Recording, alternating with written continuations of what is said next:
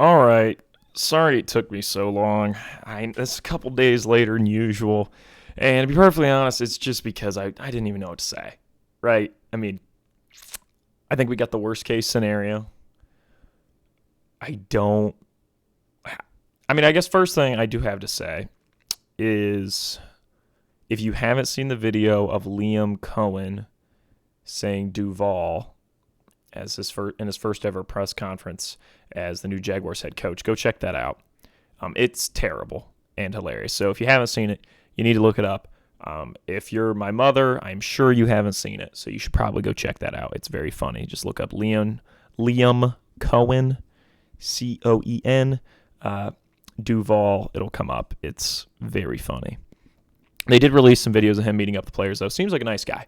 So it was just bad timing on a really awkward Duval. Probably the worst I've ever seen in my life. And if he goes down as the greatest coach in Jaguars history, we are going to remember this. And if he goes down as the worst coach in Jaguars history, we will remember this. It's going to kind of be a part of his legacy, the way biting kneecaps is a part of Dan's.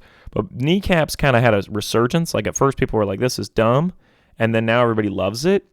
I don't see that with the goofy Duval. Maybe in like an ironic sense, it becomes beloved if Liam Cohen is really the guy in Jacksonville. But we will have to see. I actually think he will be a pretty good coach. What do I have to go off that? I think his success with Baker, and I also just kind of want to see Trevor do well. I think Trevor Lawrence is legitimately very good, and I think it's just going to take a coach to really bring that out of him. Part of me surprised that Caleb Williams is that top prize and not Trevor Lawrence, because that Trevor Lawrence hype out of college was very high also. It would be very funny if the Jaguars and Liam Cohen and Trevor Lawrence were a better setup. Like if 5 years down the line, we're like, yeah, that offseason, everybody talked about Ben Johnson and the Bears and Caleb Williams. But really, it was Liam Cohen and the Jaguars and Trevor Lawrence. That was like the big thing of that offseason. That would be really, really funny. Aaron Glenn, the defensive coordinator for the Lions, went to go coach the Jets. Really hope he has success there. I think his first year is just going to be weird because I'm assuming they're going to run it back with Rodgers, which isn't really ideal. It'd be really funny if they didn't, but I think that's probably what they're going to do. So it's not exactly exciting for the Jets. But enough about that. Let's talk about what actually happened last weekend. The Commies had a great run. They really did. I was really hyping up Jaden Daniels. I just read today they're going to make some tweaks to their uniforms. Hopefully they get rid of the weird texture on the numbers. That looks awful. Get rid of that ASAP. But it really was a great run by the Commies, and I'm starting to think I might take them to win the NFC next year. I'd love to take the Panthers, but I can't really in good conscience based off what I saw of Jaden Daniels. The thing is with Jaden Daniels is I was like, yeah, this guy is good, but he's not as good as CJ. And then he started playing the way he played in the playoffs, so I was like, well, crap, maybe he's better than CJ. This is weird. I didn't expect this twist. And so it was quite a wild ride to be on, and now I'm kind of just like, he's not one of my favorite players or anything, but I can't deny the fact he's exceptional, and I might just take them because, and I do, for those of you who don't know, at the end of every year, like during the Super Bowl pod, the last thing we do is I announce who my Super Bowl prediction is for next year. Just a blind announcement. Now, granted, I might change that, I might have a different one at the beginning of the year. I obviously probably have a different one at the beginning of the playoffs, but I usually just do a blind one a year in advance. And one could argue, hey, Ryan, you're really hedging your bets there because you're making 3 different Super Bowl predictions, or at least you have the opportunity to. There's a chance you keep it the whole way, but you have the opportunity to make 3 Super Bowl predictions. You are correct. Let's also keep in mind, I have only been correct once. And it was, you can go back, it was in the Big Salad. I think it's season 2 of the Big Salad. I predict Bengals to beat the Rams in the Super Bowl. And that's not technically correct. They lost. The big prediction there was putting the Bengals in the Super Bowl, which ended up being correct, which was pretty big at the time. I felt pretty smart for that one. But I'm also like, so even then, the time I even kind of made a great shot, and granted, that was picked at the playoffs, it wasn't picked a year in advance. I I still didn't make it. So one could argue I'm hedging my bets, but I just think it makes for better entertainment and more things for us to talk about, or at least for me to talk about and you to listen. We don't have a system where you can call in. That's not how this works. This is all pre-recorded. I hope everybody knows that. I hope no one thinks this is live. If that was so, that'd be wild. All right. What about the Commies and the Eagles? I mean, the Eagles. We'll talk about this in a second. Let's move on to the Bills-Chiefs. A heartbreaking loss for the Bills. I just don't understand the move on 3rd and 5 to do a screen pass. And I really feel bad because this game's not on Josh Allen. I think Josh really played the best he could. And I felt like he was wildly overperforming with these receivers. I feel like that's what the games showed too.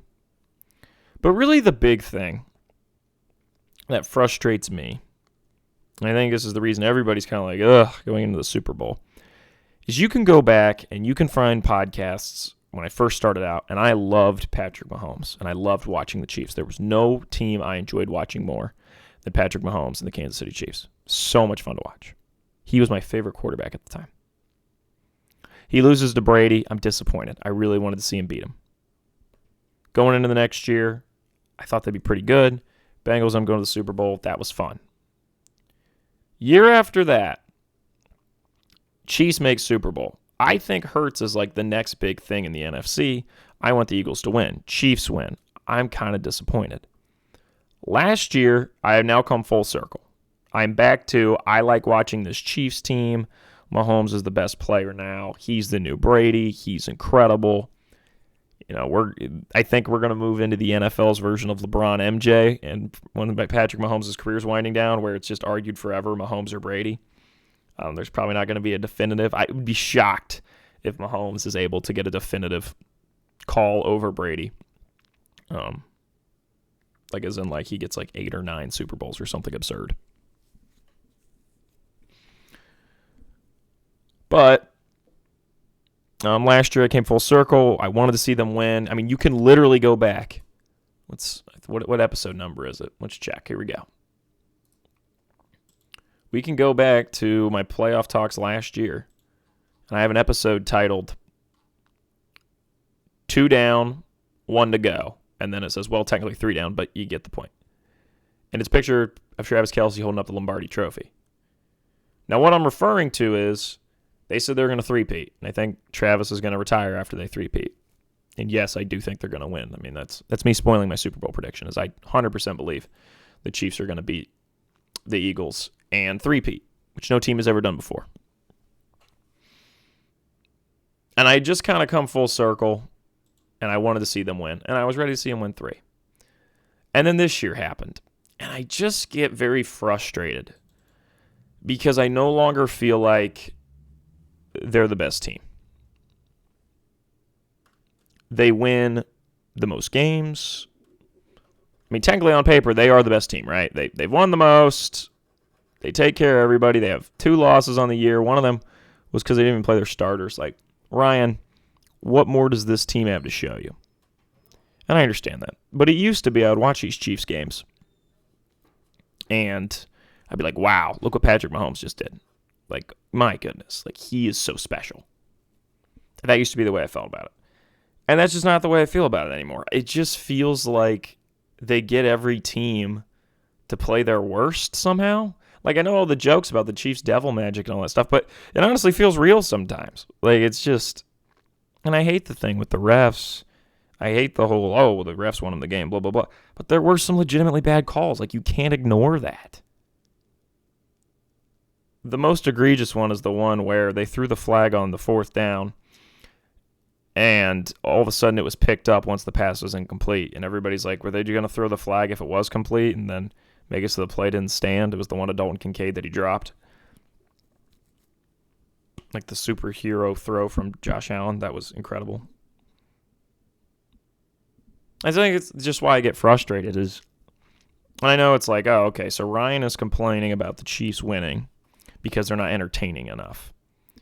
I mean, I guess that's what I'm saying, but I just felt like in the past when I watched this Chiefs team, I thought this was the best team in the NFL and they deserved to win the Super Bowl. And this year when I watch them, I'm like, how do they continue to get this done? Like, it doesn't actually compute for me anymore. Like, Mahomes isn't balling out. Like, he's not completely... Like, he just doesn't really make mistakes, which is impressive, I have to say. And their defense is good, but it's not like they force, like, an absurd amount of turnovers. At least they didn't against, like, the Bills. I guess the fumble... Wasn't there a fumble? I don't even think there was... No, that was in the Commies game. It's just, like... They're just, like, weird. It's like an efficient... It's like an Excel spreadsheet NFL team. Like, it's super efficient, it's super concise, and it is correct. But it doesn't have any soul to it anymore. I know that using the word soul is a little weird when everybody makes jokes about them selling their souls to the devil for 3 Super Bowls. But it's just odd. I don't know how to describe it. I don't know if this is just a me thing. I don't know if other people feel this way. But I think part of it is also naturally, people want to root for the underdog. Just like the American experience. Everybody loves the underdog story. And when they first started off, they were more the underdogs, and now they're dominant, so maybe I've just grown to dislike them because of that, and I do think that's very true. But I will also say, undisputedly in my mind, that this is the least impressive Chiefs team to watch, and yet this might be their most dominant they've ever been, regular season and postseason.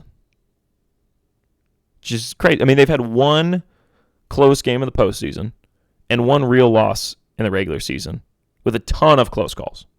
But every close call you feel like is going to go their way.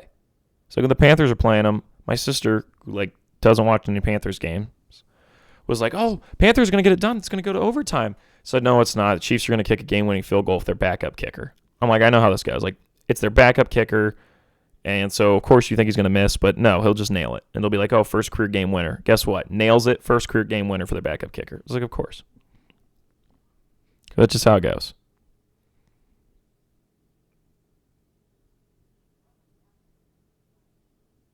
And as far as the Eagles go, it's such a weird team because I don't think anyone really thinks they have an elite coach.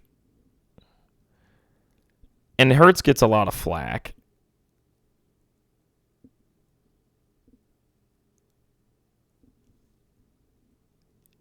And I mean, Saquon is incredible, and the defense is very good. It's essentially this weird Chiefs team that just does everything right against Saquon in a really good defense. Like, that's it in my mind. That's what the Super Bowl is. And it's just a very weird matchup. Like, if the Eagles win it, it is because Saquon Barkley had over 200 yards and dominated. And if the Chiefs win it, it's because they made 0 mistakes and they essentially rolled the Eagles over slowly and stabbed them. Like, that's probably what it's going to be. And that's fine. I hope it's a really good game. I'll have to watch it on replay. I'll be working the Super Bowl, so if it's not a very good game, I don't know how much of it I will watch. But if it's a close game, I'll end up watching it. But yeah, there's no Superman trailer. There's going to be a Fantastic Four trailer, which is exciting. But there's no Superman trailer premiering. They're saving that for the Puppy Bowl, which is kind of funny. But I also am concerned that Warner Brothers just didn't want to spend the $8 million on a Super Bowl ad. And for this movie to be movie of the year, I think a Super Bowl trailer would have really helped. But whatever. Did Barbie get a Super Bowl ad? I think it did. I want Superman to be that level of a hit. But anyways, yeah, I think we'll do a pod next week, just final predictions, but it'll probably be really short. I'm just not that excited. You guys know I love the Super Bowl. I just look forward to it every year. I think it's so fun how everybody has their takes about it. My grandma, who never watches NFL, she knows who's in the Super Bowl, and she believes, she has an idea of which team she thinks is going to win, and that's always fun. But this year, it's just, because it's a rematch, but the Eagles are somehow less interesting to me. I don't know if that's true for everybody. I think a lot of people want to see Saquon get it done, and that would be great for Saquon. It really would. I still think it's funny at the beginning of the year. I was like, do the Eagles really need Saquon? How much of a big difference does it make? And I was completely wrong. I can't, like, me saying that couldn't have been more incorrect. Like, he completely, like, revolutionized that team. And it would be great for Saquon, but then at some point I'm like, why not just have the Chiefs three-peat at this point, right? Like, we haven't seen a three-peat out of the big four, NHL, NFL, MLB, NBA, since the Lakers. That was before I was born. That was Shaq and Kobe Lakers, last three-peat. At this point, might as well just see one. I've never seen a three-peat in my life. So it's like, I feel like I might as well have the Chiefs win. So it just doesn't really make the Saquon thing that interesting to me, or the Eagles winning. Because I'm like, at this point, why not? But it's like, I don't know if I really, it's so weird. I don't want to be too negative because I really love the Super Bowl. I just think this was the least interesting matchup. Maybe out of the entire playoffs. I guess like Vikings Chiefs, but then it's like can Darnold get it done, right? It's like a Nick Foles thing.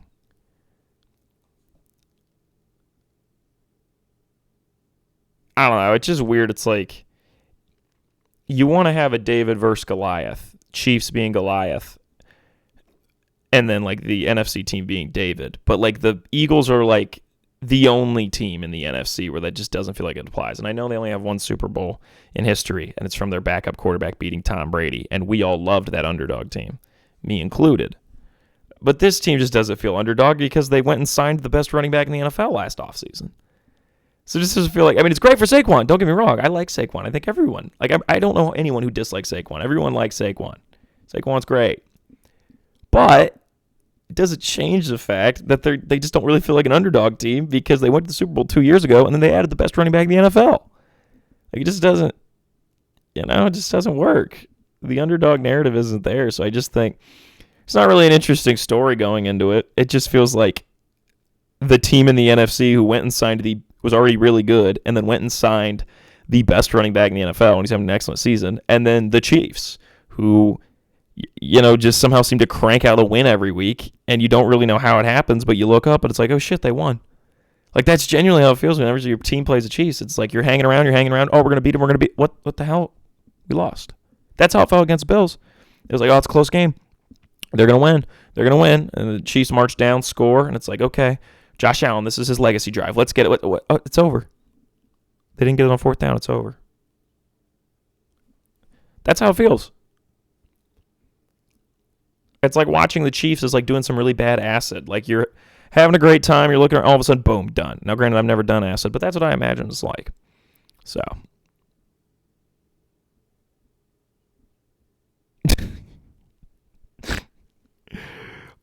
On that note, I got some specialty pod ideas coming up. So that'll be fun. We'll do a couple specialty podcasts. So next week, we'll do Super Bowl. Probably be pretty short. I don't really have much more to say. A week after that, we'll do the Super Bowl recap. Probably a Chiefs three-peat. That is my prediction, as I think the Chiefs are going to win. Probably by like 2 scores, honestly. Maybe it'll be close. I don't know. We'll see what I think by like Tuesday. I'll probably upload the next episode by like Tuesday or Wednesday. What else? So we'll do that next week. Week after that, we'll do Super Bowl recap.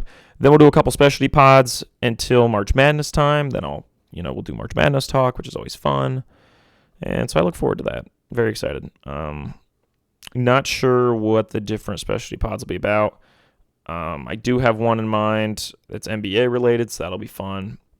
Right now for the NBA, I'm just excited for how good my Detroit Pistons have been. I think we might make the playoffs, which is pretty cool. And not even like a play-in team, it's like a real playoff team. Kid Cunningham is finally getting a lot of love, and that's awesome. We'll talk about that more in another episode, though. We need to wrap this one up. I think I got all my thoughts out.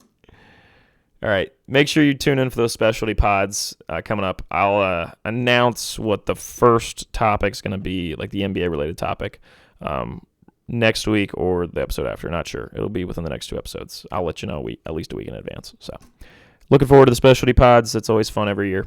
And then we'll get into March Madness. Then we roll into the NFL draft. And then we get to the summer where I just kind of upload whenever. So that'll be fun. Oh, yeah, and MLB predictions at some point, too. So that'll be great. All right, that is it from me. I'll catch you all in a few days. We'll talk more about the Super Bowl. Oh my gosh, I can't believe I almost forgot this. I was wrapping up my microphone to put it away, and then I forgot to say this. I do think it's quite terrible. So the 2024 MLB season ended with the worst case scenario World Series, Aaron Judge, Shohei Ohtani, and then now the 2024 NFL season ends with the worst case scenario Super Bowl, which is, of course, Eagles Chiefs. Now, I will say Eagles Chiefs is not the all-time worst you can get. It's just out of the teams that are good in the NFL at the moment. If you looked at the playoff teams, that was the worst case scenario. I think the worst case scenario would be Chiefs Cowboys. I think one would say all-time, so probably someone would say like Steelers Cowboys or Patriots Cowboys. I'm saying given the current rosters of teams, I would say Chiefs Cowboys would just be the absolute worst. Because it's the Cowboys, right? Like, come on. And then, basically, this is what I'm saying. Technically, this is the 2025 NBA season, but if we got the worst-case NBA finals out of the current set, I think it's probably Celtics Thunder. I think I think Celtics Suns is the worst. That's not even, plausible. I'd say second worst is Celtics Thunder, which is probably the most likely NBA finals, for being honest. But Celtics Suns, to me, would just be the absolute worst. Who do you even root for there? My goodness. It's gross. Celtics Thunder, I think people could get, somewhat behind the Thunder, but it's SGA is going to win a title before Luka. SGA is going to win a title before, I don't know. I guess Luka's the big one. I was trying to think of somebody else, and I was like, well, Giannis and Jokic both have one now. So it's fine. But I would love to see the Nuggets in the finals, but I don't know. I just want to see Jokic get at least one more. Got a lot of Jokic thoughts. We might just cut a whole pod on Jokic. That might happen. All right. Yeah, I might do that. I might have my buddy on and we do a whole pod. Anyway, I gotta let you go. Goodbye.